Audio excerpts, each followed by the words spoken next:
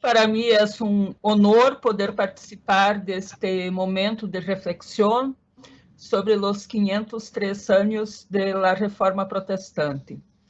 Uma fecha muito especial para nós que praticamos a fé da Reforma, pero também uma fecha importante para fazermos reflexões nesse contexto, como já foi dito, de pandemia, pero também de uma ampla e irrestrita dominação do sistema capitalista. Então, eu hice uma apresentação para reflexionar sobre a questão da liberdade em Lutero e algumas luzes que sua compreensão de liberdade pode apresentar para nós em los tempos de hoje. Bueno, primeiro eu vou falar um pouco sobre o contexto brasileiro. Nós, acá em Brasil, vivemos processos de câmbio no campo religioso. Percebe-se um cristianismo cada vez mais conservador e com traços fundamentalistas. Estas duas características transcendem as fronteiras confessionais, ou seja, está tanto no protestantismo, de maneira general, e também no catolicismo. Uma das condições humanas modernas mais ameaçadas ou em disputas hoje é a da liberdade. Há tensionamento entre o exercício e o direito da liberdade religiosa e de expressão e a garantia dos direitos humanos universais. E nesse tensionamento, a pergunta é se a liberdade religiosa é direito absoluto que pode regular o contenido curricular das escolas, a liberdade de cátedra, a diversidade religiosa e as identidades das pessoas. A autoidentidade religiosa também está em questão. Por outro lado, há a afirmação de que somos sociedades livres, democráticas, pero a liberdade em questão é a liberdade do sistema capitalista, regular no solo o modo de produção, pero também a vida das pessoas. Por isso, a pergunta, será que há liberdade em mundo controlado por el capitalismo? Dois casos concretos para depois fazer uma breve reflexão a partir da compreensão de Lutero sobre a liberdade. O primeiro caso que ha ocorrido nessa semana acá em Brasil, que tem que ver com a autoidentificação religiosa que é garantizada por nossa Constituição Federal. Esse é o caso das católicas por el direito a decidir.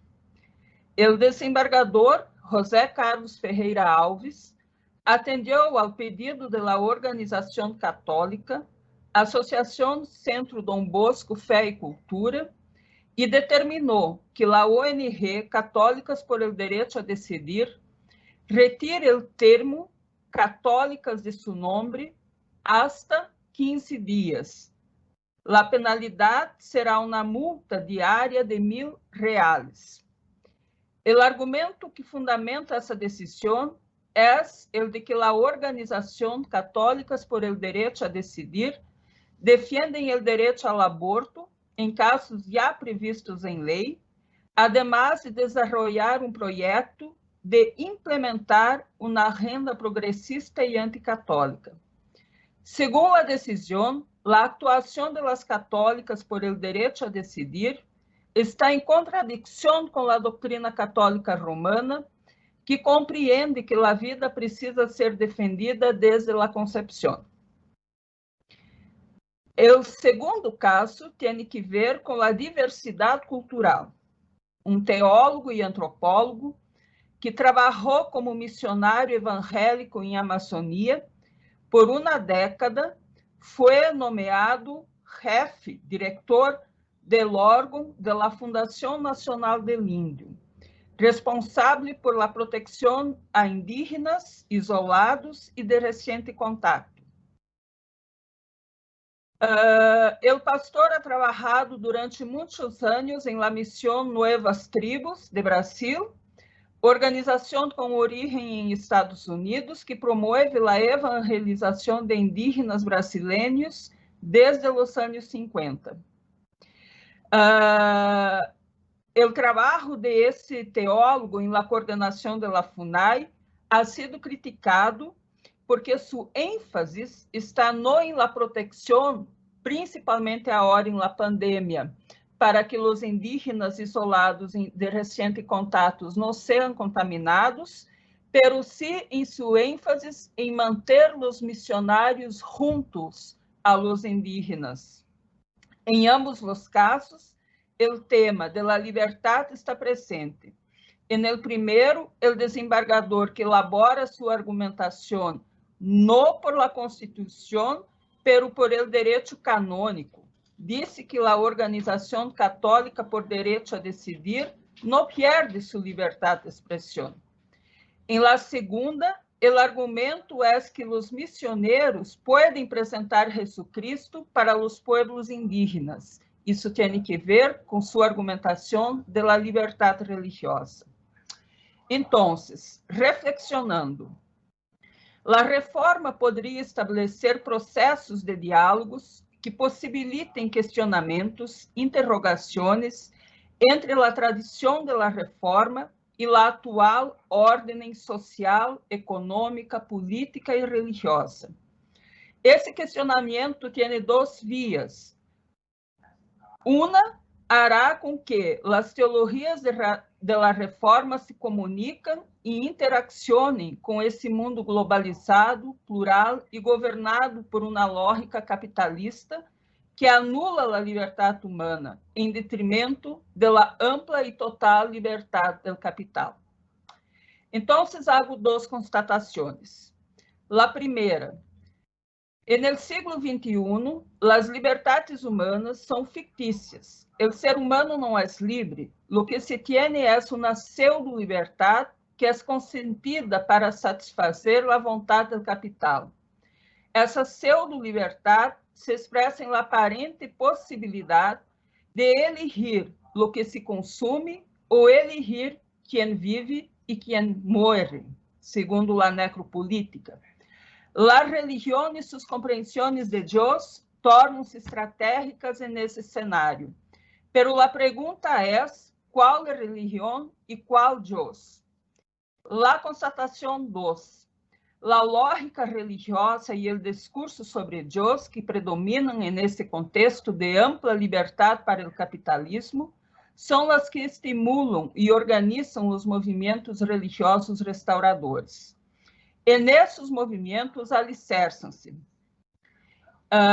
o medo de um mundo moderno e mutante, em permanente câmbio, em que todo está em movimento, onde a realidade é transitória e com um final no definido, onde as certezas e os pilares mais sólidos parecem ter desaparecido.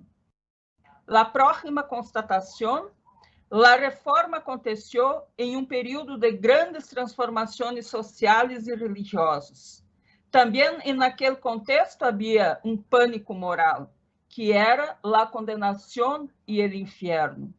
A única possibilidade possível era aquela que se alcançava por la muerte, desde que as pessoas cumprissem com todos os requisitos exigidos.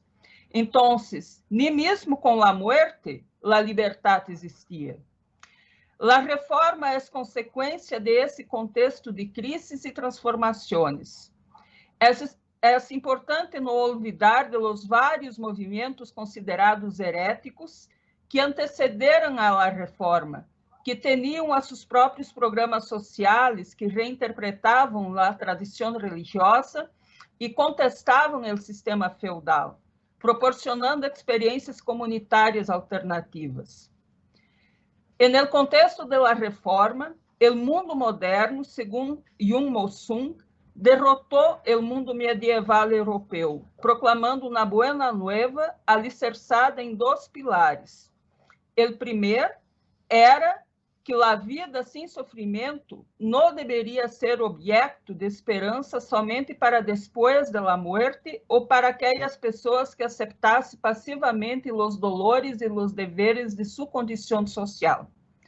A vida sem sofrimento deveria ser experimentada já, no interior da história, por meio da melhoria das condições materiais que seria proporcionada por el desenvolvimento econômico e por el progresso tecnológico. O segundo pilar era a proclamação de que todas as pessoas têm o mesmo direito de viver uma vida sem sofrimento. Essa premissa foi a semilla para a lógica inclusiva de los direitos humanos e de la democracia. Martim Lutero desenvolveu a sua compreensão de liberdade neste contexto de profundas transformações. O reformador pergunta o que é necessário para uma pessoa cristiana ser justa e livre. Ele responde, a palavra de Deus. Somente a palavra de Deus pode ajudar a las pessoas. E nesse sentido, as obras humanas nada valem perante Cristo. Fica clara aqui a crítica à explotação religiosa de sua época. O texto permite compreender que a liberdade é sempre relacional. Ela pressupõe relação de Deus com as pessoas e de estas entre si. Esse Deus que concibe liberdade por meio da fé é absolutamente livre para amar e entregar-se. Não há condena em Deus, pero sí amor. Essa relação de Deus com os seres humanos possibilita que os seres humanos se relacionem entre si e se responsabilizem uns por los outros.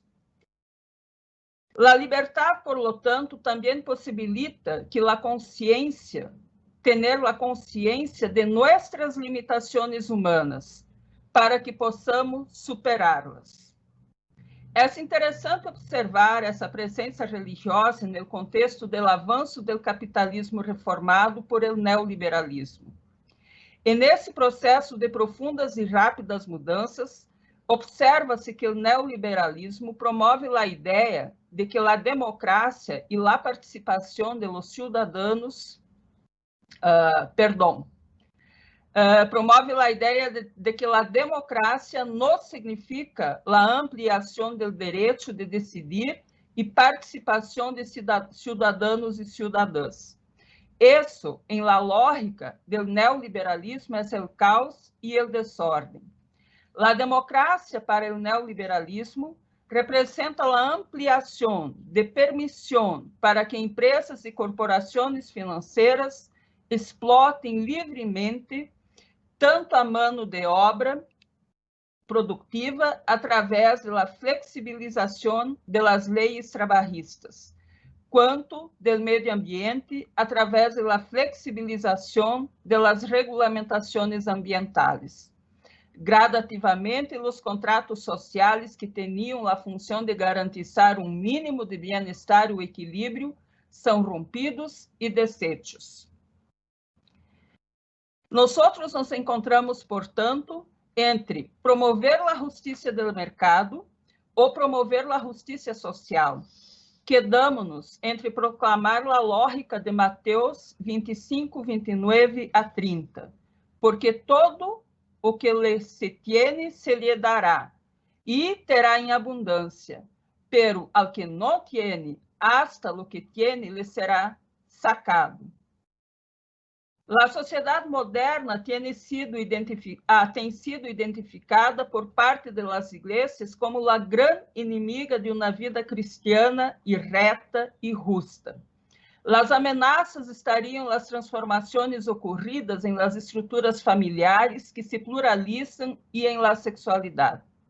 A educação, em la medida em que reflete essas novas tendências, também tem sido alvo de intervenção para aquela parcela das igrejas que compreendem que essas mudanças representam traição aos valores judios cristianos. A mensagem cristiana tem se reduzido a um conjunto de doutrinas, normas e leis morais. Por lo tanto, é importante recuperar que a fé conduz a um amor autêntico, voltado para o prójimo, em resposta ao amor de Deus. A liberdade oriunda de la fé em Deus, que é amor, não liberta para juzgar ou condenar a outra pessoa, pero liberta para amar. O mensaje de Deus é a bienaventurança que abre caminhos para a reconciliação entre as pessoas. Não é papel de la Igreja se valer del poder que viene de sua relação com o Estado, condenar e juzgar. La liberdade democratiza a Igreja, que é uma comunidade de pessoas livres para subverter todos os ordens generadores de sofrimento e exclusão. Proclamar o amor de Deus, anunciando a graça, a misericórdia, o perdão e a reconciliação. E eu termino. A reforma possibilita descobrir a liberdade de Deus, que não pode ser enclausurado em la voluntade humana. A liberdade torna Deus no que é, um mistério inominável, que não pode ser compreendido e alcançado em sua totalidade por la razão humana. Há sempre espaço para Deus surpreender, pero em la relação com Deus não há condicionantes. A tendência humana de querer nomear Deus é idolatria e pecado. A redescoberta da fé em um Deus que é livre para amar liberta os seres humanos da submissão ao capitalismo como religião, como dizia Walter Benjamin. Resgatar a liberdade de Deus liberta os seres humanos da idolatria, uma vez que deixam de enclausurar Deus em suas próprias convicções e verdades. Por isso, se a reforma foi heresia, precisamos recuperar seu potencial herético. Muchas gracias. Para mí es un gozo y una bendición el poder estar con todos ustedes este día. Muchas gracias, Susana, por la presentación. Es un gran esfuerzo el que se hace como facultades e instituciones para poder celebrar estos 503 años de la Reforma Protestante, aunque hay que decir que no en el sur de Europa. En el sur de Europa, pues siguió la Inquisición bastantes años y, bueno, nos trajo una herencia fuerte a América Latina. Reforma de la misión en un mundo en transformación. Émile Leonard, voy a iniciar con este mundo en transformación. Émile Leonard subraya que la reforma fue sobre todo la respuesta a las necesidades espirituales de la Europa del siglo XVI. Pero esta respuesta a las necesidades espirituales se convirtió y se transformó en una revolución cultural. José Luis Villacañas habla de Lutero como aquel que revolucionó la cultura. Él no asumió las estructuras del mundo en que vivía como queridas por Dios y como un reflejo de su obra. De la misma manera en que un precopernicano miraba al cielo de los planetas y no veía sino confusión, así también Lutero miraba a Dios, a la Iglesia, a sí mismo y al mundo, y no veía sino desesperanza y desolación. Era una realidad ficticia. Lutero fue capaz de mirarse no como uno de los defensores del orden, sino como uno más de los que lo padecían, como los que padecían el desorden y tenían que buscar algo de luz. Al declarar Lutero ante las obras que bastaba la fe, que bastaba creer, planteaba así una revolución mental en el siglo XVI, en la Europa del siglo XVI. Era un cambio epistemológico el que él planteaba. Por otro lado, también el mismo Leonard nos señala que Calvino se presenta en la Reforma como el fundador de una nueva civilización. Simplemente hago mención a estas consecuencias culturales de la Reforma porque me parece que es de lo que padecemos el día de hoy. La sociedad del siglo XVI europeo estaba en transformación con el surgimiento del humanismo y en medio de una lucha por la hegemonía imperial de Carlos V con todas sus patologías endógenas y exógenas. Hoy nos encontramos con una Europa en transformación, un occidente enfermo, tenemos que decirlo. Pero no solamente es por el coronavirus. Occidente mantiene una enfermedad desde hace décadas, que lo está llevando a una transformación negativa, no es una metamorfosis bella, sino una transformación de alguna manera kafkiana. Este título del libro de Kafka, La Metamorfosis, se puede traducir también como la transformación. En este texto, Kafka nos habla de Gregor. A Gregor le ocurre que, bueno, siendo un hombre honesto, laborioso, que con su trabajo serio mantiene a sus padres y a su hermana, es un buen hombre, podríamos decir, y precisamente, como uno de tantos, le puede ocurrir lo que le sucede. Cuando Gregor Samsa se despertó una mañana, después de un sueño intranquilo, se encontró sobre su cama convertido en un monstruo, en un insecto. Es la transformación, la metamorfosis. Él es el primer sorprendido. No sabe cómo ha perdido su habitual forma humana. El lector tampoco lo sabe y entra en un ambiente propio del realismo mágico para acompañar a Gregor. Quizás simplemente para asombrarse con él, quizá para averiguar la causa de tan original metamorfosis. Sorprende que tras constatar que se ha convertido en un insecto, lo que le preocupa es que su nueva forma le impide cumplir con sus obligaciones profesionales. El trabajo es lo más importante para él. No había estado enfermo ni una sola vez, decía su padre, y después indica, el chico no tiene en la cabeza nada más que el negocio. Algo así sucede con Occidente hoy en día. No se tiene nada en la cabeza más que el negocio y aunque nos estemos transformando social, política y económicamente en un monstruoso insecto. Hay penuria espiritual en Occidente. Luis Sáez nos dice que esta penuria espiritual se ha convertido en un agente patógeno cuyos efectos se extienden en la urdimbre entera de la colectividad. Occidente está enfermo. Lo espiritual, nos dice por otro lado John Sobrino, tiene que ver con la manera en que nos enfrentamos a la realidad, la honradez de lo real. Tener los ojos limpios para ver la realidad y el corazón limpio para ver a Dios. Si Occidente se encuentra en decadencia, no es motivo para adoptar un tono catastrofista o apocalíptico tampoco, pero sí para aplicar la reflexión serena y realista, alejada de cualquier ingenuidad proclive a ensalzar el presunto progreso occidental, ya sea tecnológico, científico, cultural o democrático, que tampoco lo hay, o cerrar los ojos ante los fenómenos globales incómodos. Lo decadente es, en cierto sentido, enfermo.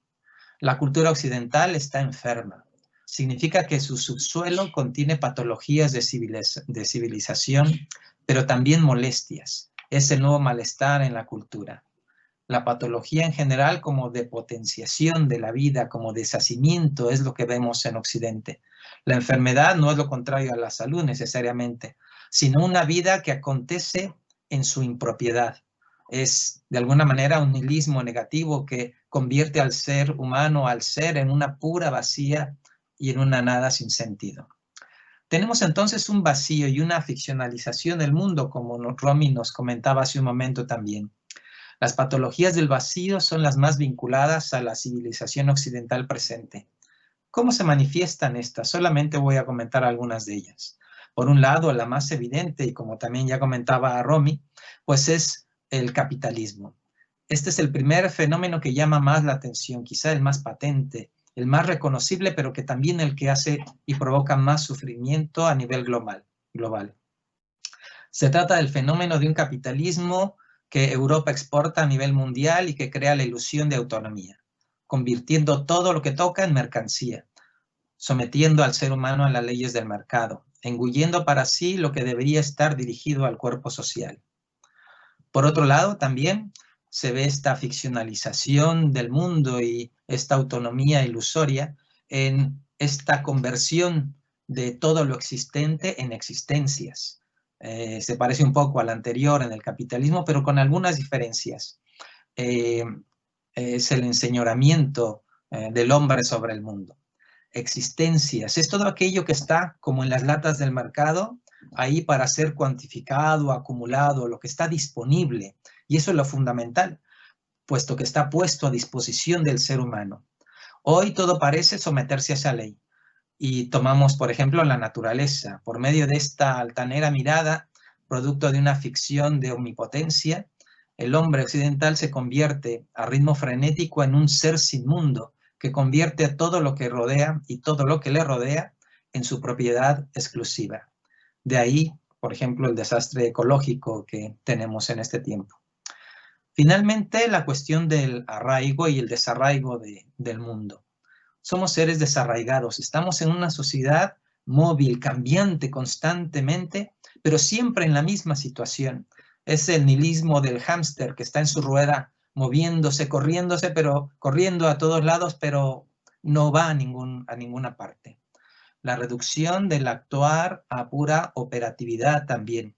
Ahora todo está arreglado, hasta para respirar, incluso hoy lo que ha puesto la pandemia, para salir y encontrarte con tus amigos y familiares, todo está normado, para todo y sobre todo. Estamos en la era en que se encumbra la ley y el artículo. Hay una burocracia operativa. No puedes dar un paso a la izquierda, a la derecha puede ser que sí, sin tomar en cuenta lo que la norma, lo que la ley nos dice y lo que se nos permite. Por otro lado está la tecnología y la hipercomunicación, el hiperhumanismo, en fin, una serie de patologías sociales que hoy en día padecemos en Occidente, que se padece desde Occidente. La organización de la apariencia también, es decir, de ese mundo como espectáculo. El espectáculo de la vida en la imagen automatizada que, siendo representación de lo real, sustituye a veces lo real y se toma como tal.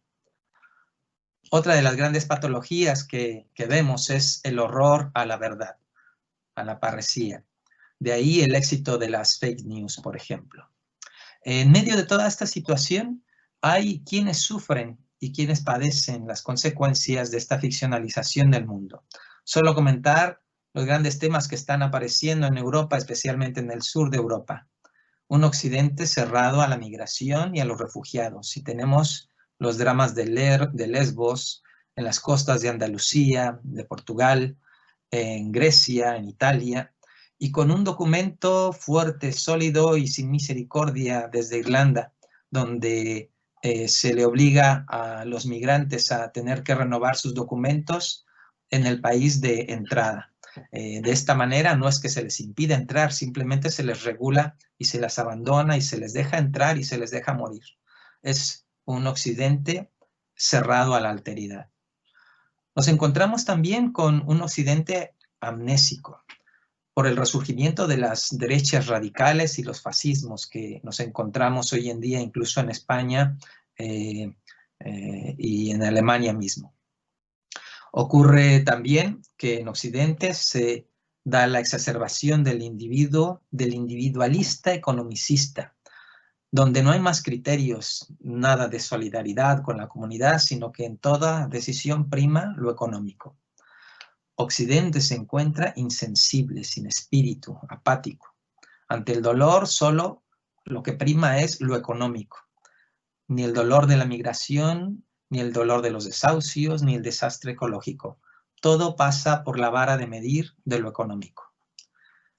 El problema del coronavirus actual tenemos que verlo también como ese operador problematizante. El problema del coronavirus se ha convertido en un problema de problemas, en un metaproblema, podemos decir. Ha irrumpido en la vida normal tan abruptamente que ha torpedeado su curso y ha abierto un espacio nuevo antes inexistente. En ese rumbo estábamos, en su inmanencia interior, absorbidos en nosotros mismos, en nuestra totalidad y tranquilidad, sin la posibilidad de la alteridad que nos planteaba Levinas. El coronavirus ha hecho, en cambio, que al menos se salga del ensimismamiento para plantear otro problema, que es global, pero que, bueno, muchos insisten en tratar como local. Y hay que ver las discusiones sobre los confinamientos territoriales. En medio de todo esto está el desafío de la misión de la Iglesia. Me parece que lo que he planteado nos dibuja un poco esa transformación kafkiana del mundo occidental. Ante todo esto están los que padecen esa transformación y que ponen en juego la necesidad de reformar la misión de la Iglesia. Es un desafío, en primer lugar, teológico. Es un acercamiento que la teología debe retomar, porque está en juego pensar la crisis del antropoceno, como nos dice Enrique Dussel, en relación con esta y otras pandemias. La pobreza es una de ellas. El 52% de la humanidad vive en condiciones de pobreza extrema. Está también la del patriarcado, que es otra pandemia. La teología tiene que pensar la crisis de ese antropocentrismo y patriarcalismo colonialista a que el cristianismo contribuyó con una visión excesiva de la redención cristológica, dejando al lado la neumatología, poniéndola en segundo grado. Demasiado antropocéntrica, la teología ha sido cómplice de este modelo de civilización que está en crisis. En ese sentido, la misión se ve desafiada a reformarse y reformularse. ¿Desde dónde lo hará? Como en la reforma, desde la palabra, decimos, desde el horizonte implícito de la predicación de Jesucristo sobre el reino de Dios, porque de otra manera no será misión de la Iglesia. Desde la alteridad, solo desde las víctimas podremos reactualizar la misión de la Iglesia y un poco salir así de nuestro adormecimiento y de nuestra ficcionalización del mundo. Necesitamos repensar lo sagrado, sus símbolos y ministerios en un contexto de globalización sin pretensiones coloniales y de vulnerabilidad extrema, puesto que es todo esto lo que plantean los desafíos a la teología y su misión en este tiempo. La misión en este tiempo como misión de sanidad, como este tiempo oportuno, podríamos llamarlo un kairos terapeo. Terapeo tiene estas implicaciones, rendir culto, pero especialmente servir, cuidar y sanar. Es lo que Jesús le dijo a sus discípulos, ir y sanar toda dolencia. Para concluir, señalaré brevemente los elementos de este sanar que tienen que ver con la misión. Sanar como sostener, consolidar y aliviar la vida. Sanar como guía, como escucha, como acompañamiento. Una iglesia que está en la calle, que está en la ciudad, que está en el campo. Una sanidad que consiste en reconciliar, una sanidad que implica nutrir y liberar al ser humano de sus ficciones. Estos son elementos pastorales por antonomasia y que tienen también una riqueza bíblica de las cuales debemos retomar para reactualizar y reformar la misión de la Iglesia. Y para que Gregor Samsa deje de tener en la cabeza nada más que el negocio mientras se va convirtiendo en un insecto, en una bestia, necesitamos como Iglesia a este mundo predicar lo que dijo Jesús: arrepentíos, porque el reino de los cielos se ha acercado.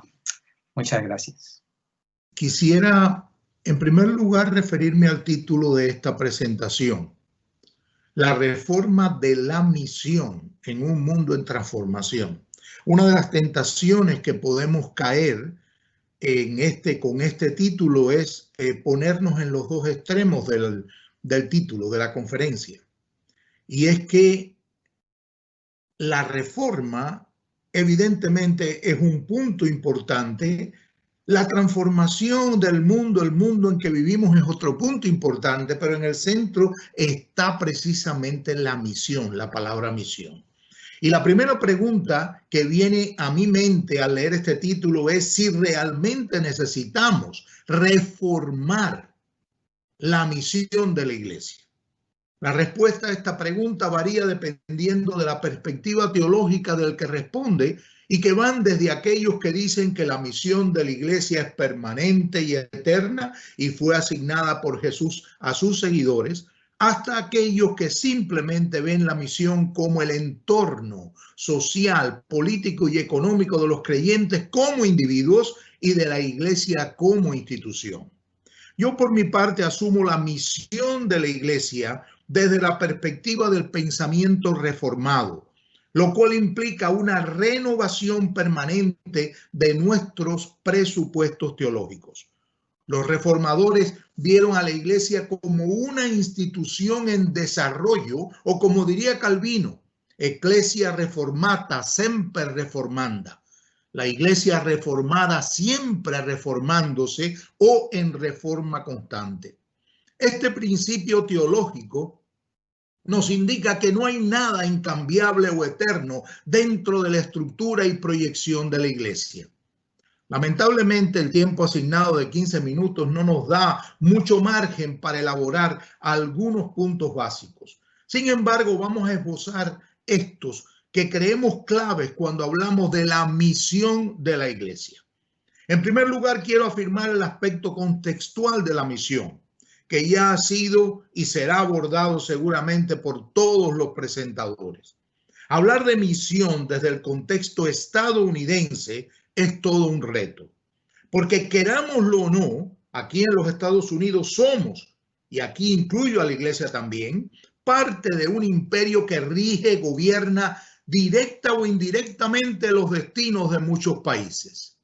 Esto se ve claramente dentro de nuestras estructuras organizativas y también en la manera como nos relacionamos con otros países y sus instituciones, incluida la Iglesia. Una nota histórica que nos puede dar luz sobre los intereses y actuación de la Iglesia en el campo de las misiones es hacer un breve recuento histórico del desarrollo de este concepto. El concepto surge en Europa y estuvo directamente vinculado a las guerras de conquista y rapiña del continente europeo alrededor del mundo, y que también vinculó a las iglesias. Especialmente la confrontación surge entre cristianos y paganos. Las iglesias europeas, con sus juntas de misiones, promueven y llevan a cabo una conferencia en Edimburgo en 1910. Aunque fue una conferencia mundial, lo cierto es que el dominio lo ejercieron los países europeos.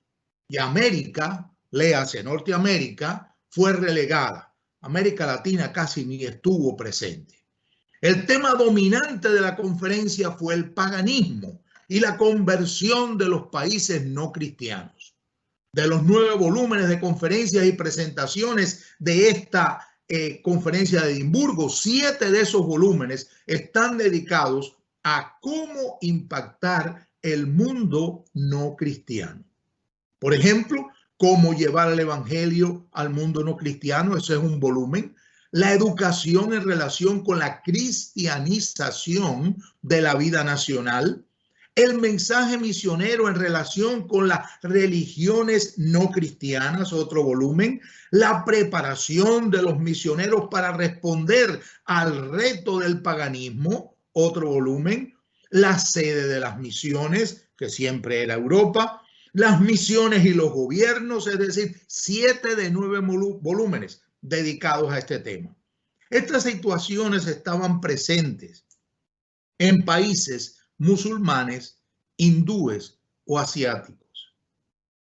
Pero no era la situación en el continente americano.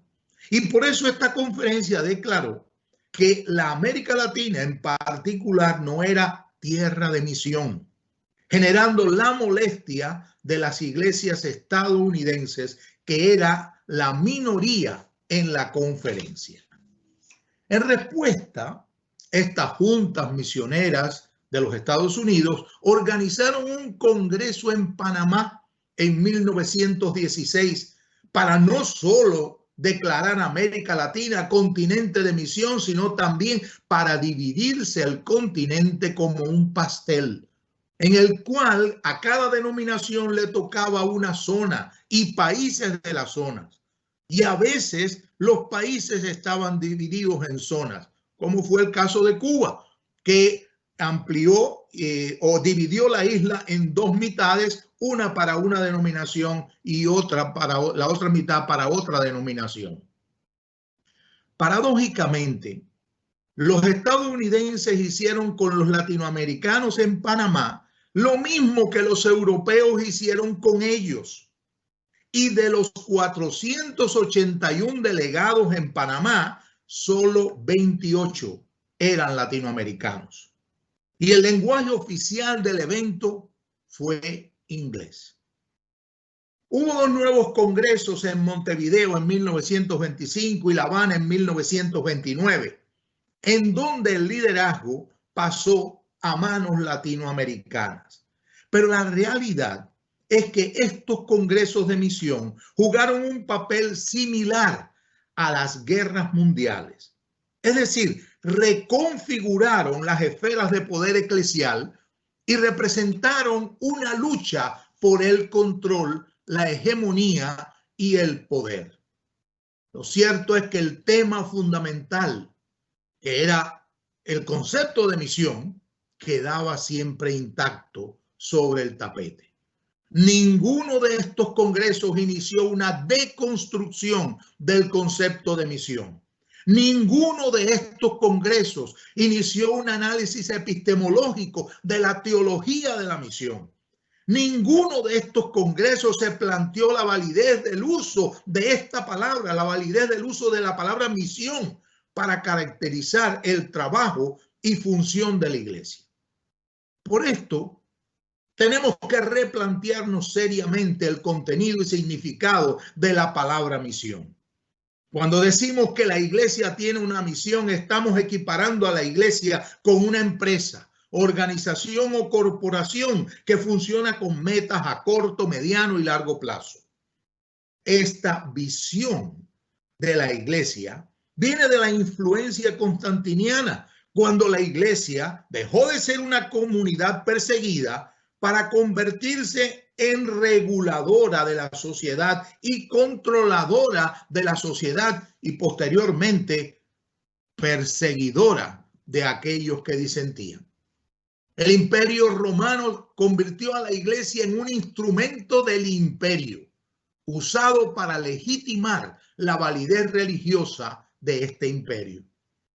Este proceso de transformación de la iglesia en un instrumento imperial se continuó agudizando al extremo de que en la Edad Media ya la iglesia competía con el imperio en poder, autoridad e influencia.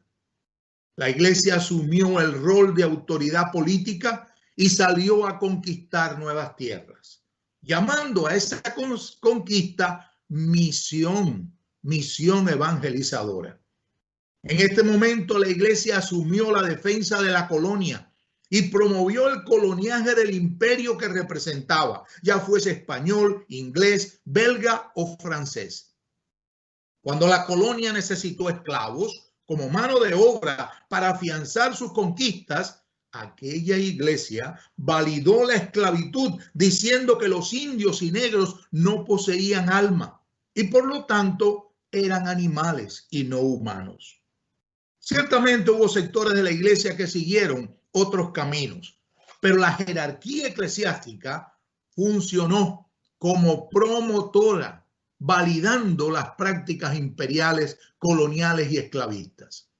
En un contexto de este tipo, es difícil decir que la iglesia tiene una misión, porque la práctica de esa misión se traducía en injusticia, muerte y destrucción, lo totalmente opuesto al evangelio de nuestro Señor Jesucristo. Hoy en día muchos misiólogos afirman que la iglesia no tiene una misión, sino que es Dios quien tiene la misión y la iglesia le toca la responsabilidad de acompañar a Dios en esa misión en el mundo.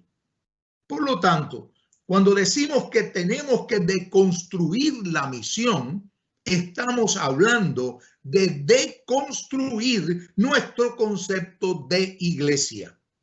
Hay que revisar nuestro concepto de iglesia como asamblea, como eclesia, ese concepto que tanto afirmamos y que tanto hablamos de él. Este concepto responde a la estructura aristotélica del mundo greco-romano, y en el cual los senadores ocupaban un estado especial y un lugar especial, un lugar de privilegio. Y tenemos que reubicar a la iglesia no como ese tipo de asamblea, sino que tenemos que ponerla en el contexto del continente en el cual sirve. En el caso de nosotros, tanto en Estados Unidos como en el resto de América, en el caso de aquí es el caso de América en general, el continente americano. En América Latina, yo diría en todo el mundo, se vive una crisis institucional que se manifiesta de dos maneras. Una crisis de gobernabilidad a nivel político y una crisis de credibilidad a nivel espiritual.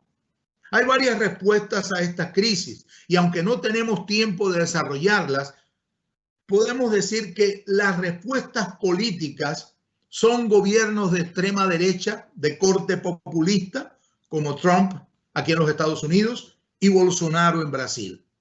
Las respuestas espirituales son proyectos similares a la Iglesia del Reino de Dios, Pare de Sufrir, allá en Brasil, e iglesias independientes que funcionan como negocios particulares de teleevangelistas. La deconstrucción de la misión nos llevaría a recrear la iglesia en términos de comunidad en lugar de asamblea. La comunidad practicada por Jesús y sus discípulos es inclusiva y no funciona por envíos, sino en acompañamiento. A veces hemos mal usado y mal interpretado las palabras de Jesús cuando Él les pide a sus discípulos que vayan a ser discípulos en otros lugares. En aquellos tiempos los maestros y rabinos iban por los caminos con su grupo de discípulos, y hacerse discípulos era ser acompañantes de Jesús por los caminos. De ahí viene el nombre que le dieron a los cristianos en tiempo de los apóstoles. Ellos fueron llamados los del camino. Pero la iglesia transformó estos acompañantes en enviados. Los transformó de invitados a comisionados. Los transformó de simples maestros que enseñaban con su vida a jerarcas con autoridad y rango. Y en lugar de una comunidad de caminantes, que era la imagen de nuestro Señor Jesucristo, quien no tenía un lugar fijo para dormir, edificaron santuarios, basílicas y un imperio semejante al imperio que persiguió a aquellos primeros seguidores del camino. Cuando entendemos la iglesia como una comunidad en movimiento, estamos afirmando que es una comunidad de convivencia, que sabe vivir en comunión con otros seres humanos y con toda la creación.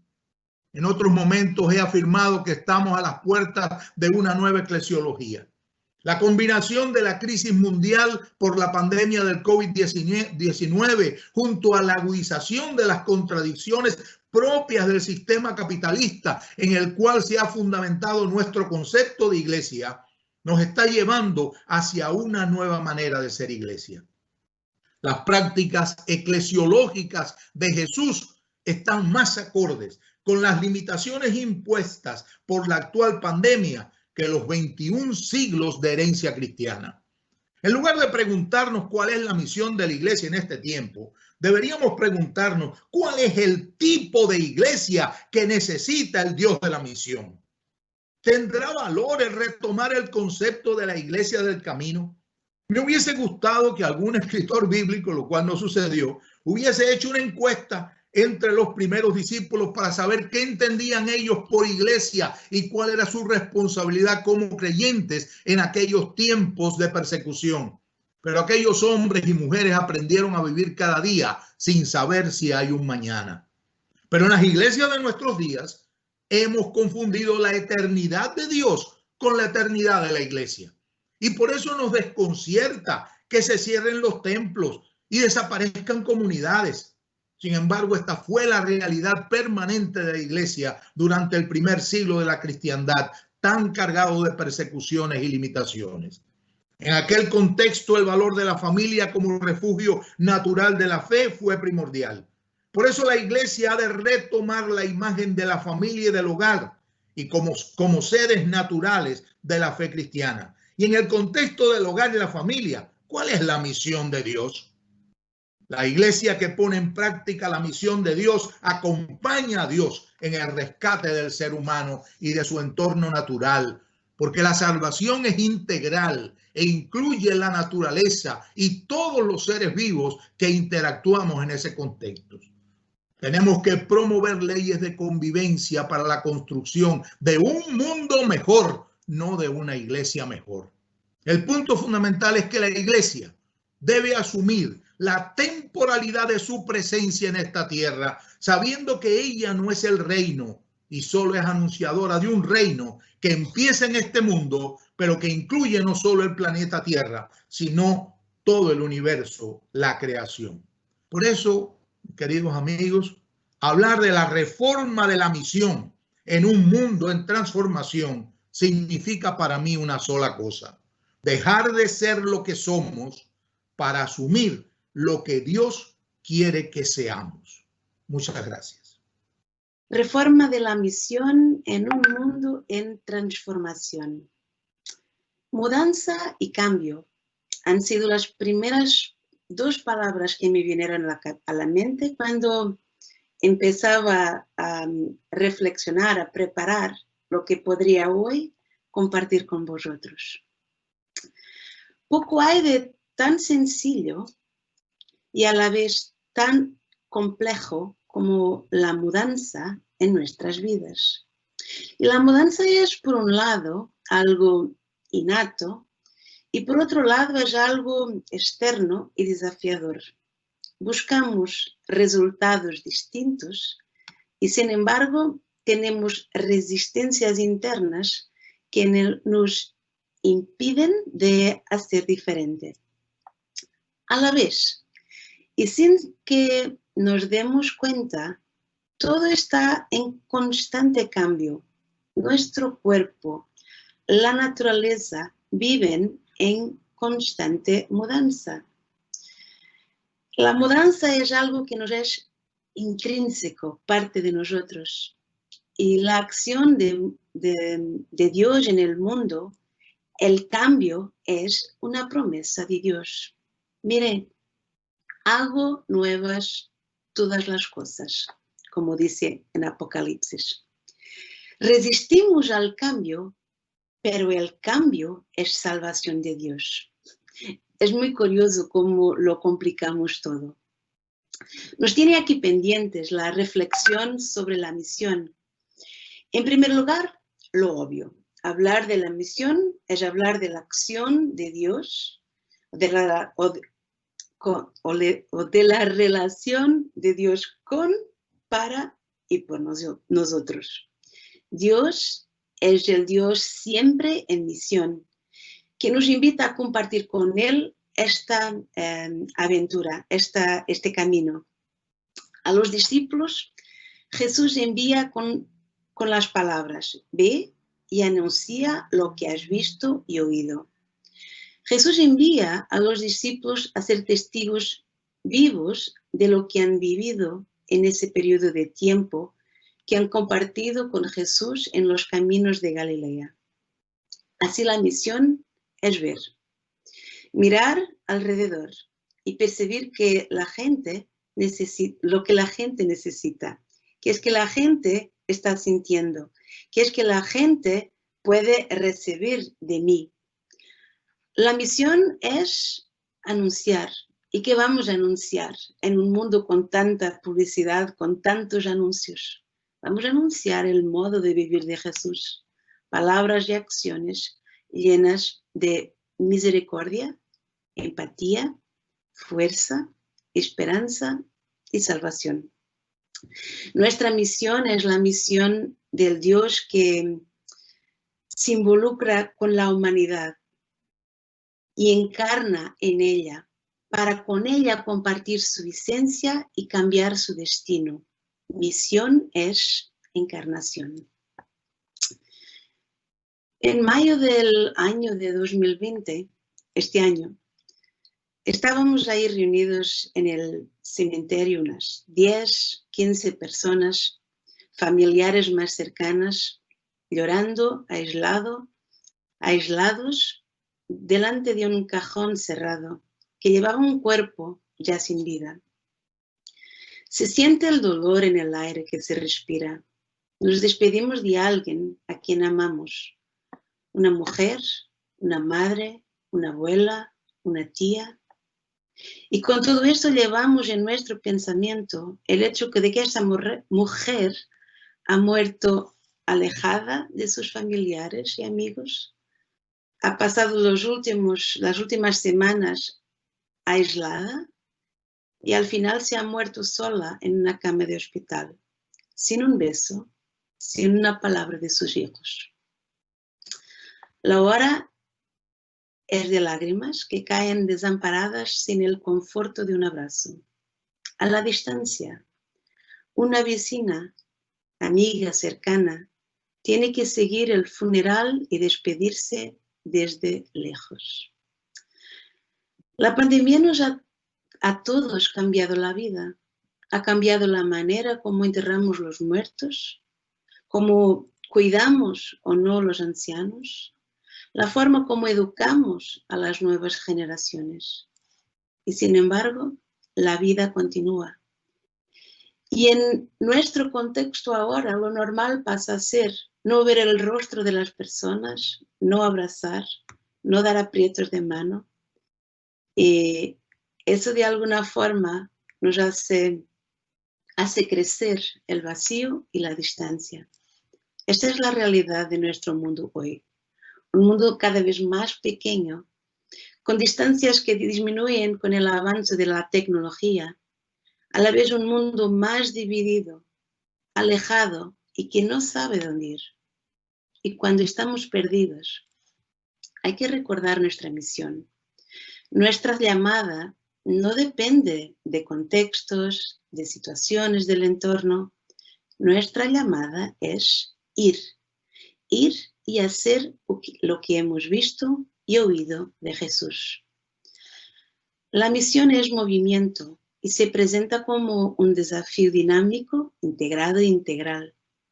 La misión deberá estar enfocada en el individuo, en la comunidad y sus necesidades.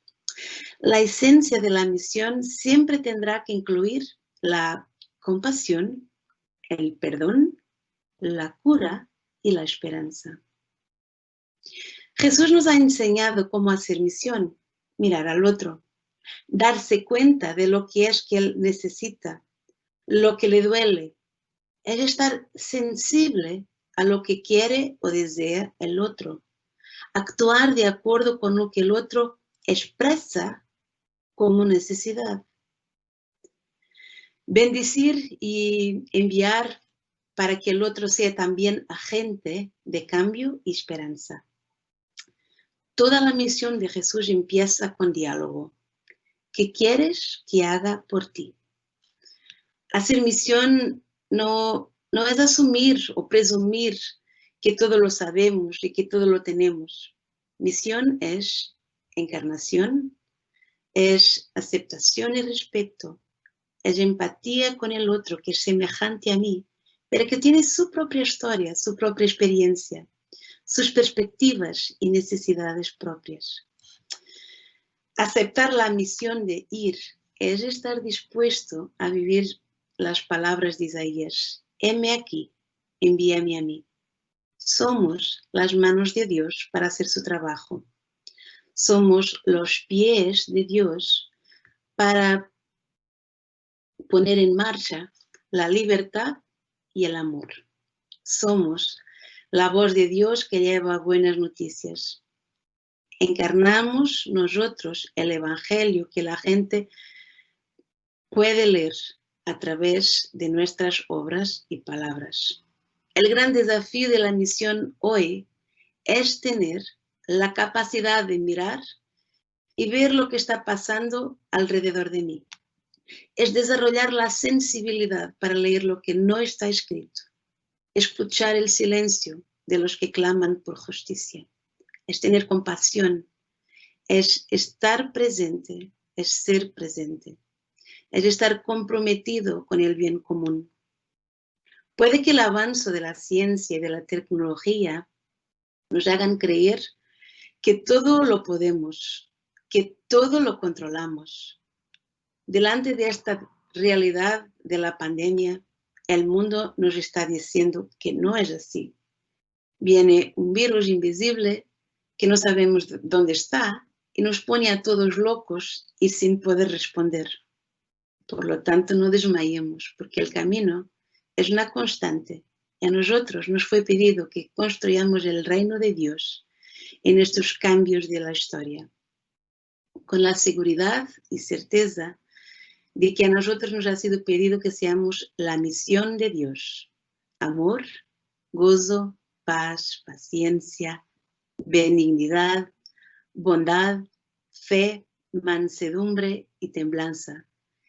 Estas cosas cambian el mundo. Esto es lo que hace visible el reino de Dios y es lo que ayuda a vencer y superar todas las tragedias de la historia. Esto es reforma y misión. Termino ahora con un verso de una música que he aprendido y escuchado cuando estaba estudiando en el seminario y que para mí contiene el foco y la orientación de la misión hoy y todos los días. Dios de mi alma, sé tú mi visión. Nada te aparte de mi corazón. Gracias por todo. Que Dios nos ayude y nos bendiga a todos.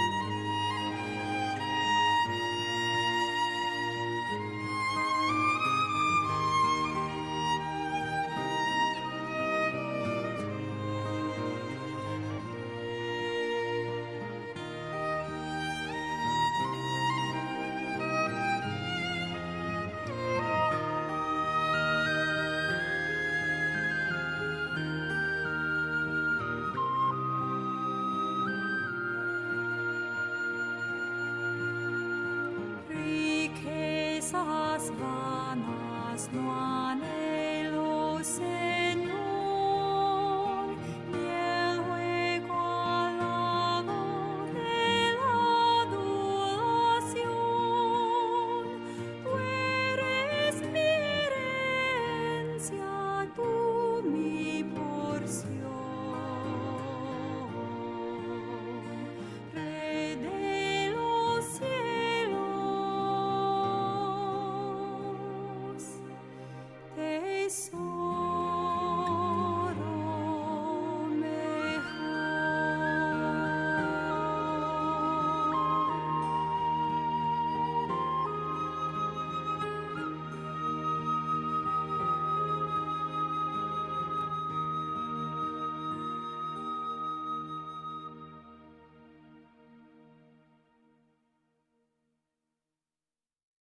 Saludos para todos. Como acaba de anunciar Milton, yo soy presbiteriana, nací en la Iglesia Presbiteriana de Venezuela, y luego me crié un tanto acá en Estados Unidos y otro poco allá.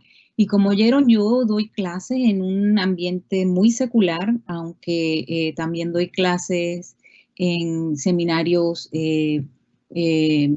presbiterianos, ecuménicos, de grupos de latinoamericanos que viven en Estados Unidos. Entonces, para hoy yo quería compartir un poco el contexto de cómo se hace misión en Estados Unidos, así como José Luis mencionó, vivimos en Estados Unidos, pero nosotros dos somos personas que nos criamos en América Latina, en una iglesia protestante, donde el contexto es iglesia en minoría. José Luis dio un poco del trasfondo de cómo llega la iglesia protestante a América Latina, pero quería hacer un poquito de contexto de cómo se entiende entonces las Américas cuando hablamos de interpretación de la misión de la reforma. La formación de ser jóvenes, niños, de haber nacido en una iglesia protestante, significa que no vemos la misión de la iglesia a nivel ecuménica, etcétera, desde un comienzo, sino siempre como algo que está en lucha, en formación. Llegar a los Estados Unidos es ver la misión de la iglesia como algo que ya es status quo, que es parte de la cultura. Y eso es muy diferente. Vivir como protestante en un contexto de ser minoría y vivir como protestante en un espacio donde no se reflexiona necesariamente como estábamos hablando de ser una iglesia hereje o una iglesia que proyecta la visión del reino o una comunidad en movimiento o una comunidad que anuncia un Dios encarnado, como hemos oído. Más bien, hace 3 años, cuando se celebraban los 500 años de la Reforma a nivel global, en muchas de nuestras iglesias acá ni se mencionó.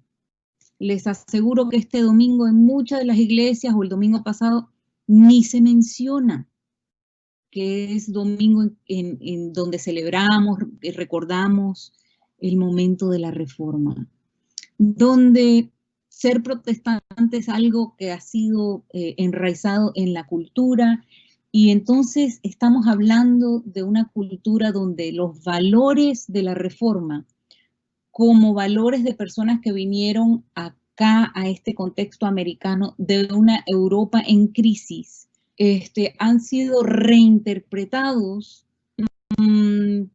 sin necesariamente ser reinterpretación crítica. Entonces quiero recordarles que hace 503 años es un momento de crítica dentro de la iglesia en Europa, pero hace más de 500 años, no mucho más, 517, en 1492, también hay otro tipo de cambio profundo en el mundo, que es la conquista y la colonia de las Américas. Esos dos momentos están muy cercanos. Entonces, estar en Estados Unidos en estos momentos como persona latinoamericana que está enraizada en Estados Unidos, nos ponen una especie de realidad que tiene múltiples ángulos, por decirlo. Entonces, primero, ese contexto de ser latinoamericanos en Estados Unidos, trabajando dentro de la iglesia y fuera de la iglesia, en un mundo que se ve como status quo, pero entenderse como algo que no es status quo, que es como nos han dejado los presentadores anteriores, que es realmente un mundo en conflicto consigo mismo, ¿no? Esta idea de que vivimos en un mundo enfermo, tanto en Europa como en Estados Unidos, por ser el mundo occidental, es el contexto de cambios también. Un cambio que se está viendo a nivel global, pero es un cambio que ya fue anunciado justo al cambio del siglo XIX al siglo XX, cuando a fines del siglo XIX está llegando la misión protestante a América Latina, como conversó José Luis, en 1905, ¿no? 1904 y 5, se está haciendo la traducción del famoso libro de Max Weber, donde la interpretación de la Reforma tiene que ver con el protestantismo, ¿no? la ética protestante en específico y el espíritu del capitalismo. Entonces, ¿cómo se convierte el protestantismo en vehículo para lo que está y lo que ha enfermado muchas de nuestras culturas, no solo la conquista, el imperio, como mencionó José Luis, sino el capitalismo, como mencionó Romy, y un mundo donde anunciar las buenas nuevas significa ver de nuevo las escrituras y ver de nuevo nuestra historia, ¿no? Entonces, ese contexto, de ahí vengo yo hoy como alguien que está dando clases en una universidad secular, donde lo pedagógico, ¿qué significa hacer misión dentro de las poblaciones a nivel de lo que es el pueblo, no solo el pueblo de Dios dentro de la iglesia, sino el pueblo, la humanidad que existe a mi alrededor. Yo enseño en una universidad donde muchos de los estudiantes son primera generación que estudia en la universidad. Muchos de los universitarios con quien yo trabajo son muchachos que vienen de comunidades raciales étnicas, que son latinoamericanos, personas del Medio Oriente, personas de diferentes lugares del mundo, pero también personas que dentro de los Estados Unidos han sido organizadas, construidas, su identidad ha sido construida como razas minoritarias, así se conversa. Entonces, hablamos de raza y la construcción de esa idea. Y para hablar de misión en un mundo que ha construido la identidad de la humanidad en base al imperio, a la conquista, a la división de las personas en base a raza, también hay que hablar de la división de las personas en base a sexo y en base a clase, que es lo que trataba de hacer Max Weber, que las clases sociales se construyen por medio del capitalismo, no solo por esto económico, sino que es algo político, es algo sociológico, es algo que hay que entender a otro nivel, ¿no? Y entonces esta idea de que los valores éticos cristianos que se interpretan como protestantes son el valor del trabajo arduo y el valor del trabajo arduo. ¿Y cuál es el otro valor?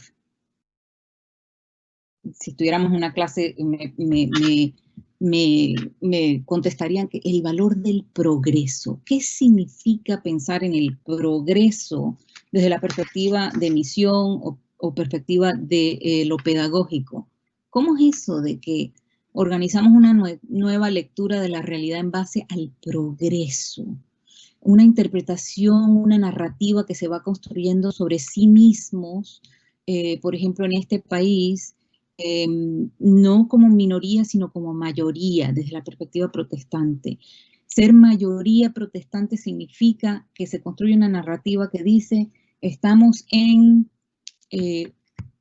la tierra prometida, somos el pueblo prometido, somos el pueblo electo, pero nosotros, somos un pueblo que se construye como un grupo racial étnico superior, un grupo económico superior, un grupo donde solo los hombres tienen poder para votar, para decir, para organizar las leyes, para organizar el mundo.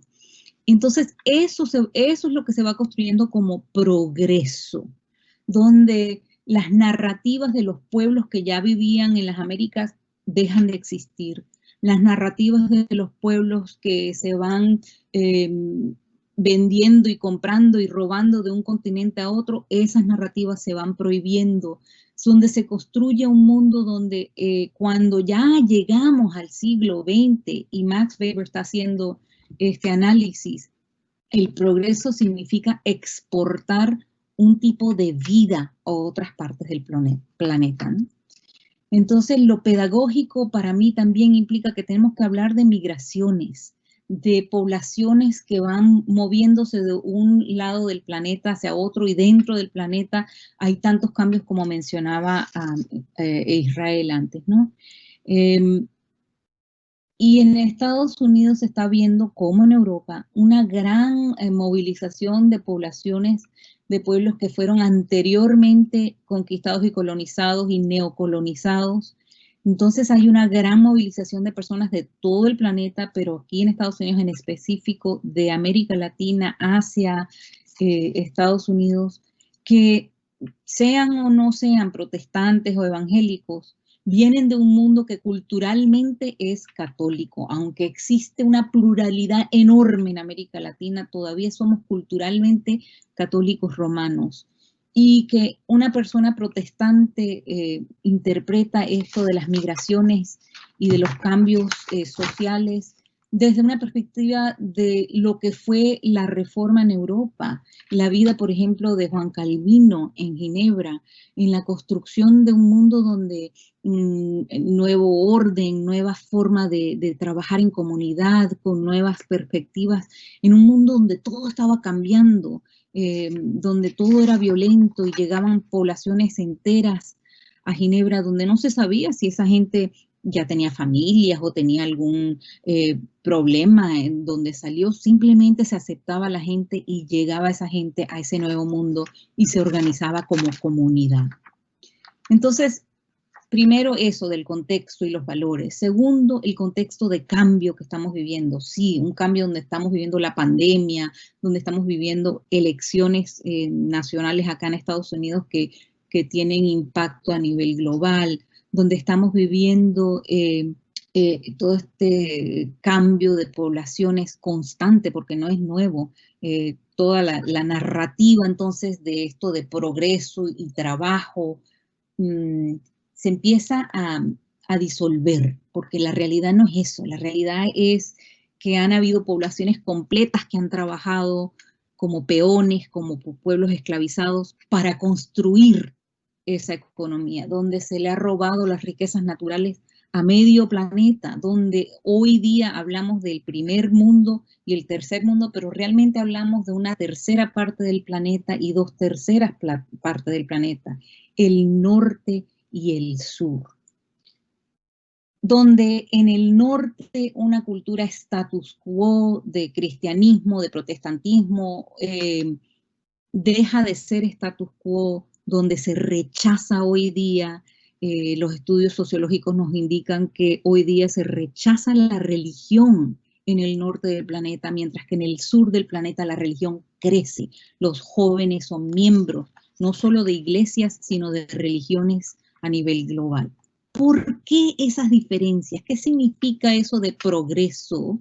Si no estamos hablando de la identidad del capitalismo, ¿qué significa estos cambios? ¿Cómo nos organizamos para hacer una nueva lectura de la realidad desde una perspectiva protestante? Si Juan Calvino y otros protestantes nos ayudan a entender que hay que reinterpretar y reorganizarse, ¿cuáles son nuestras herramientas de interpretación en un mundo donde estamos viviendo una crisis de los ismos, ¿no?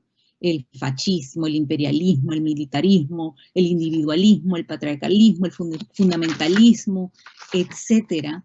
Esa crisis que se está viviendo nos ayuda a buscar dentro de nosotros, bueno, ¿cuáles son nuestras herramientas como latinoamericanos viviendo en Estados Unidos? Yo diría que una de las herramientas mayores han sido los cambios que hemos vivido en América Latina como pueblos que no somos monolíticos, que somos pueblos híbridos, que hablamos múltiples idiomas, que tenemos muchas perspectivas de la realidad, y dentro del cristianismo mismo en América Latina hemos vivido en el siglo XX un cambio radical con las teologías de la liberación, diría yo, con la práctica pedagógica de Paulo Freire y de la acción, reflexión, acción, que tenemos herramientas que podemos aportar a un mundo que está buscando cómo reflexionar esas crisis que vivimos, la crisis de la pandemia que es global, la crisis económica que es global, la crisis de las movilizaciones, de grandes movilizaciones de pueblos enteros que es global, la crisis de la transformación que es global. ¿Cómo practicamos una praxis transformadora desde una perspectiva de pueblos que ya conocemos eso de ser híbridos, de vivir en crisis, de vivir en contradicciones, de no vivir en un lugar donde nosotros somos simplemente los pueblos originarios. Muchos de nosotros no somos de los pueblos originarios. Somos pueblos donde somos muy mezclados en términos culturales, lingüísticos, etc. Y esa experiencia de ser minorías, de no ser una cosa u otra, de ser diferentes, se parece mucho a lo que es ser protestante. Entonces la misión, yo creo que en un mundo en transformación, para nosotros es cómo presentar una nueva praxis, no solo en América Latina, sino en Europa y en Estados Unidos, como estamos hablando en esta conferencia. Una nueva praxis donde el protestantismo significa eso que decía José Luis de la reforma, y los reformados que siempre estamos en reforma, la reforma que siempre está en transformación. Entonces, para mí es una construcción de una nueva esperanza, una nueva vida, donde, como dice el cántico del grupo Caleb, que el CLAI ha adoptado, vivimos una nueva vida celebrando, cantando, sonriendo y luchando por la vida. ¿Qué significa luchar por la vida en un mundo en crisis? Pienso que tenemos muchas herramientas y es una nueva praxis en un mundo donde todo está siendo transformado.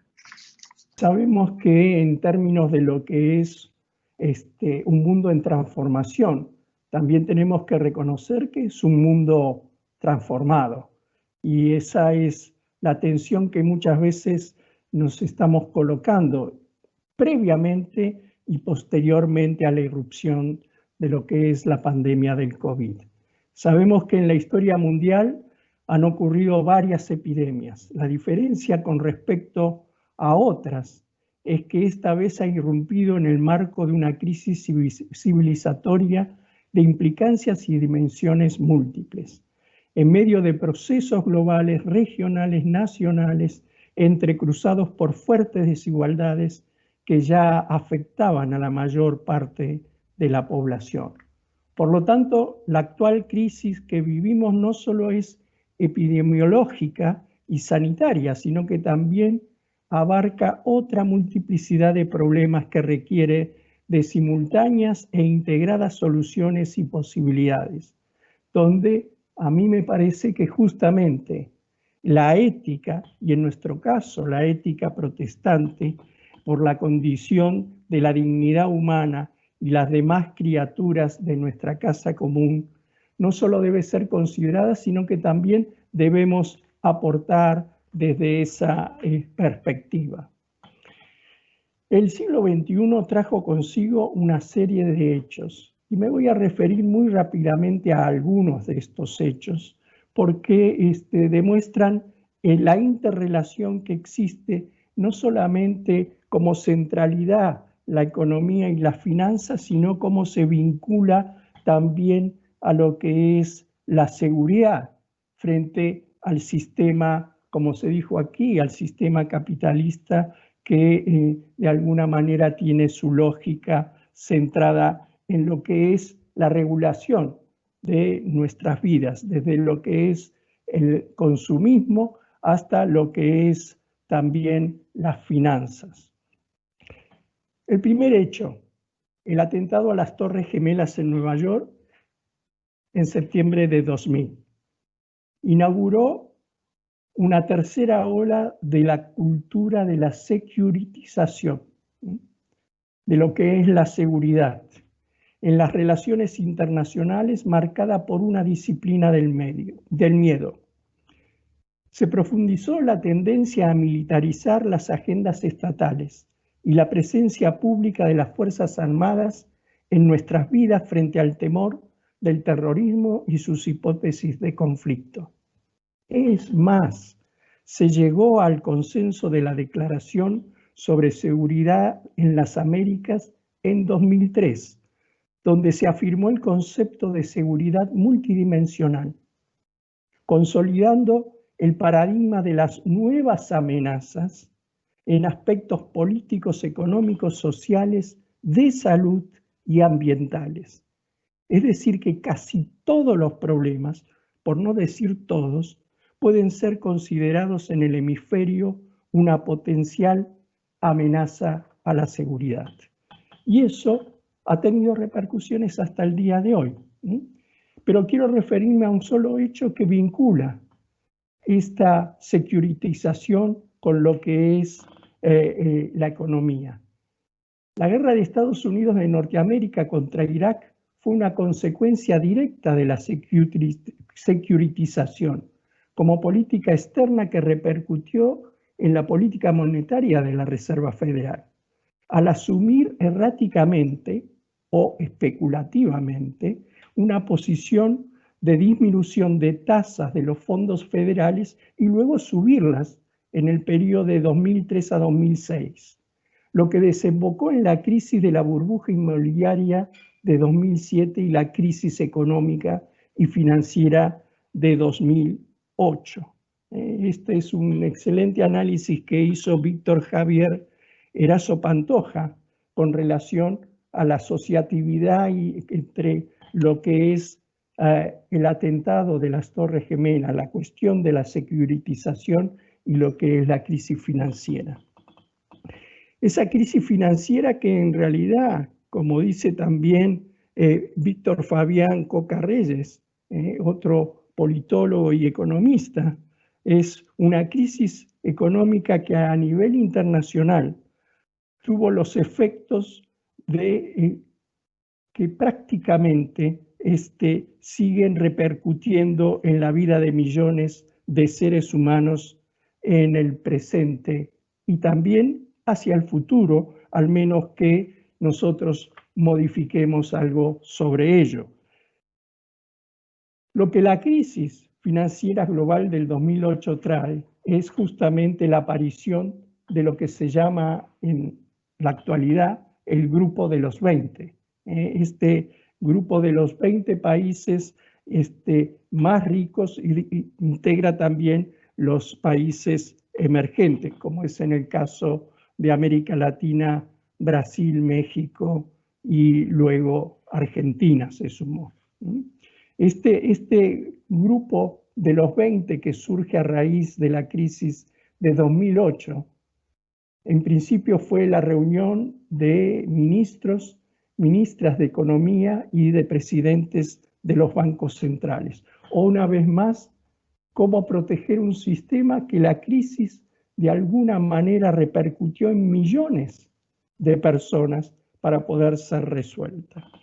El tercer hecho que quisiera traer es justamente la llamada cuarta revolución industrial, la industria 4.0, lo que es el desarrollo de las nuevas tecnologías, lo que es la automatización, el intercambio de datos y especialmente lo que es en los sistemas ciberfísicos, el Internet de las cosas y la digitalización o la computación en la nube. Si bien nosotros ahora estamos usufructuando de ese desarrollo tecnológico, lo que sí no es la única aplicación que tiene en esta cuarta revolución industrial. Tiene, por supuesto, aplicaciones mucho más positivas como estas, pero también al mismo tiempo debemos saber que si el desarrollo tecnológico, la cuarta revolución, no tiene su regularidad, es importante que la tenga porque los efectos pueden ser perjudiciales, como hemos visto con lo que es la utilización de los datos. Creo que hay una cuestión que hay que regular, no solamente en términos de la utilización de los datos, sino también en términos de el desempleo que puede llegar a producir. Es necesario que efectivamente esta regulación alcance también con un impuesto especial sobre aquellas compañías dedicadas a todo el desarrollo tecnológico que en los últimos meses y en los últimos años se han enriquecido grandemente. Entonces me parece que de nuevo estamos girando en torno de la vida de la gente y de millones de vidas de la gente y lo que es la economía. La otra cuestión que por supuesto irrumpe en nuestras vidas es, y que sobre todo es el cuarto hecho, es la pandemia del COVID-19 coronavirus. En el caso de nuestra región, América Latina y el Caribe, ha sido declarada como la principal área geográfica de mayor impacto, y esto dicho por los organismos multilaterales.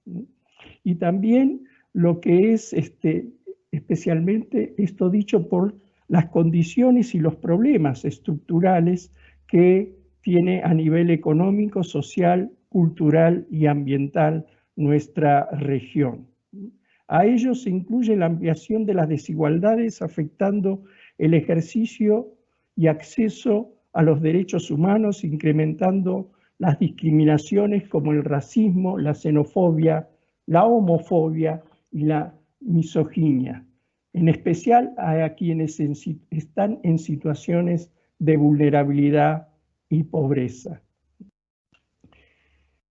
Previo a la pandemia, ya se sucedían, no solo en América Latina, sino en otras partes del mundo, pero en América Latina, ya se sucedían hechos en el sentido de lo que es el descontento generalizado por el actual sistema y modelo neoliberal. En octubre de 2019, la titular de la CEPAL, de la Comisión Económica para América Latina, dijo: hay algo que corre por toda la región, es el desencanto con el modelo neoliberal. Y el catedrático y politólogo Andrés Malamud, ni bien iniciada la pandemia, en una entrevista expresó: hace 4 meses América Latina estaba detonada, vivíamos la era de la bronca hoy está en cuarentena, pero cuando vuelva a la calle se encuentra con el doble de pobreza y el doble de desempleo. Es inevitable encontrarse un mundo más turbulento del que teníamos. Va a haber que redoblar los esfuerzos para controlar a ese mundo, con redistribución, pero sobre todo con moderación política. El incendio es inevitable, América Latina ya está incendiada, la pandemia apagó ese incendio, pero las brasas siguen ardiendo dentro de las casas. Creo que me gustaría como ir acelerando mi presentación, pero retengamos estos hechos porque ahora también, así como hablábamos de un mundo en transformación y un mundo transformado, también nos toca hablar de la misión reformada o la reforma de la misión, o la misión reformada y la reforma de la misión. Los pueblos de América Latina y Caribe inauguraron, así como se sucedieron aquellos acontecimientos, inauguraron el nuevo siglo XXI con un mensaje hacia los demás pueblos del planeta. Otro mundo es posible. Promesa y esperanza del Foro Social Mundial, que incluso hasta el día de hoy se sigue ocurriendo anualmente.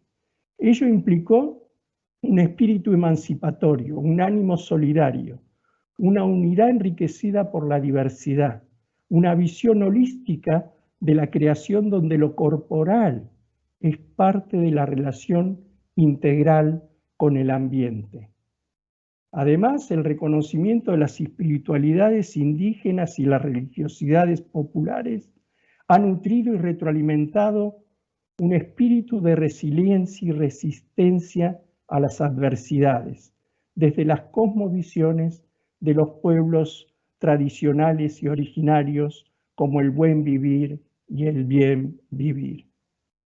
Ese espíritu, ese acontecimiento que sigue siendo recurrente como es el Foro Social Mundial, pero sobre todo esa esperanza de otro mundo es posible, generó diferentes hechos que solo quiero decir algunos ejemplos, como consecuencia de este gran movimiento por este otro mundo posible.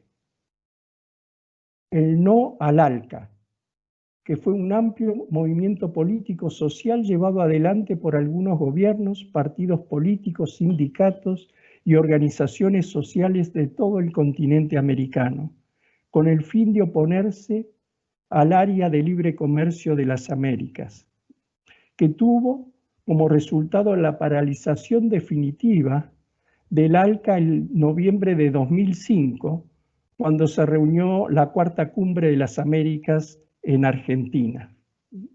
Eso también trajo seguidamente la creación de lo que fue la UNASUR, lo que es la UNASUR, la Unión de Naciones Sudamericanas, y la CELAC, la Comunidad de Estados Latinoamericanos y Caribeños, que muchos denominaron la OEA, que incluye Cuba. En realidad incluye Cuba y otros estados también, pero de corte latinoamericano y caribeño. No podemos desconocer que las iglesias y sus organizaciones relacionadas estuvieron involucradas en estas epopeyas emancipadoras, como parte de la sociedad civil, porque además, teológicamente, cristianos y cristianas, nos alienta la visión apocalíptica de un cielo nuevo y una nueva tierra. Esta es una visión profética y política de lo que se espera y por lo cual actuamos. Justamente, también como parte de este espíritu, lo que me gustaría referirme son a algunos hechos muy simples, 3 hechos que se produjeron últimamente en este mes de la Reforma en nuestra región. El reciente plebiscito en Chile, con una abrumadora mayoría de la ciudadanía que se expresó por la reforma constitucional, confirmando justamente que esas brasas estaban encendidas.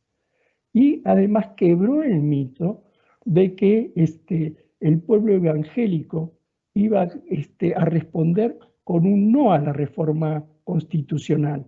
Y lo que las estadísticas dicen es que ese pueblo evangélico se manifestó con un 70% a favor de esta reforma, una reforma que tiene una constitución basada en la dictadura militar de Pinochet.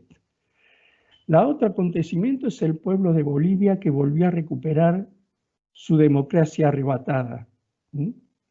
Y el tercer hecho es la movilización de la minga indígena con el acompañamiento de organizaciones sociales campesinas y comunidades afro que durante 5 días recorrieron cerca de 600 kilómetros hasta llegar a Bogotá, en Colombia. Y estos hechos que efectivamente transcurrieron en octubre, nuevamente confirman la búsqueda y la construcción colectiva de un nuevo cielo y una nueva tierra como parte de ese pueblo de Dios. Pueblos que se movilizan para expresar su esperanza activa en el contexto de la misión de Dios. Y como parte de ese pueblo de Dios, como iglesias protestantes y evangélicas, que conmemoramos los 503 años de la Reforma, como colaboradores de esa misión de Dios, también como entidades académicas pertenecientes a las iglesias de la Reforma, nos cabe este compromiso con la misión de Dios como colaboradores, acompañantes, como se dijo.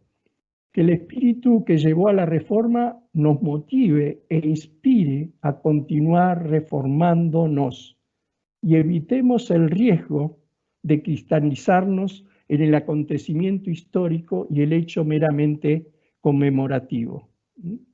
Cuando hablamos de memoria y hacer memoria, el recuerdo más inmediato sugiere espontáneamente una mirada hacia atrás, pero desde esa lógica también de hacer memoria de Jesús nos refiere a la última cena. Sin embargo, para los contemporáneos de Jesús, la memoria no nos remitía solamente hacia atrás, sino hacia adelante, y era un sentido más decisivo y digno de atención. Termino en 5 minutos, Milton. Disculpe, la otra cuestión es que me parece que me gustaría mencionar algunos ejemplos antes de terminar, que tiene que ver con esta respuesta a lo que es confrontar la memoria de la reforma con lo que es nuestras realidades y con el hecho de mirar hacia adelante. Realidades que tienen como protagonistas fundamentales a las y los jóvenes y las mujeres, los pueblos indígenas y las comunidades afro en una diversidad de temas políticos, sociales, culturales, económicos, ambientales, religiosos, académicos, desde una perspectiva de derecho y con nuevas epistemologías construidas desde los saberes producidos colectivamente desde su práctica. Solo por mencionar algunos ejemplos relacionados con el mundo de las iglesias de las reformas y sus instituciones. Uno, los diálogos teológicos, ecuménicos e interculturales sobre los biomas y ecosistemas como la Amazonía. Otro, la anulación de las deudas de los países empobrecidos y de economías emergentes. Tercero, la promoción de nuevas economías desde nuevas perspectivas en diálogo con la teología. Cuarto, los fundamentalismos multidimensionales que afirman supremacía, discriminación, odios, exclusiones, desigualdades y el retroceso en el acceso a derechos. Finalmente, un mundo transformado y un mundo en transformación. Una misión reformada y una reforma de la misión. ¿Qué desafíos, qué paradigmas y qué narrativas debemos construir? Asomamos a un mundo que se encuentra con distintas transformaciones. Entonces cabe preguntarse en qué dirección y cómo contribuir. Y eso va a depender justamente de nuestra decisión. La teología como ciencia y como práctica pastoral y comunitaria, al igual que otras ciencias, nos ayudan mucho a colectivizar esas transformaciones que deben plasmarse territorialmente, comunitariamente. Debemos estar abiertos a transitar el diálogo y el encuentro intercultural con los saberes y epistemologías encarnadas en los pueblos indígenas y las comunidades tradicionales. Atrevernos a transformar y enriquecer nuestros propios conocimientos y prácticas dentro de la misión y generar nuevas narrativas de los saberes. Finalmente, como universidades de Conacuy, como Conacuy, y quiero recordar esto, Conacuy nace en la conmemoración de los 500 años de la Reforma, ahí en Santo Domingo, República Dominicana. Y afianzar, dice en su manifiesto, afianzar nuestros caminos como universidades desde la Reforma protestante, a deconstruir categorías enquistadas y derribar viejos paradigmas heredados de los conquistadores para desalentar el individualismo que destruye la convivencia de y entre los pueblos, para impedir la tendencia a usar e instrumentalizar al ser humano a los fines de convertirlo en un engranaje más de una lógica mercantilista. Todo aquello que conduce al consumismo y destrucción tanto de la humanidad como del medio ambiente. La posibilidad de un nuevo mapa está surgiendo en el corazón propio de la pandemia. Una esperanza viva y activa está trazándose en horizontes de mayor justicia social, económica, cultural, ambiental y de género. Que desde las iglesias y sus instituciones sepamos asumir las transformaciones propias necesarias para ser verdaderos colaboradores de y en la misión de Dios junto a su pueblo en la construcción de esa nueva arquitectura de otro mundo posible. Y termino con un poema de Paulo Freire, que fue secretario de Educación Popular del Consejo Mundial de Iglesias. Es necesario tener esperanza, pero tener esperanza del verbo esperanzar, porque hay personas que tienen esperanza del verbo esperar, y la esperanza del verbo esperar no es esperanza, es espera. Esperanza es levantarse, esperanza es ir tras, esperanza es construir, esperanza es no rendirse, esperanza es seguir adelante, esperanza es juntarse con otros y otras para hacerlo de otro modo.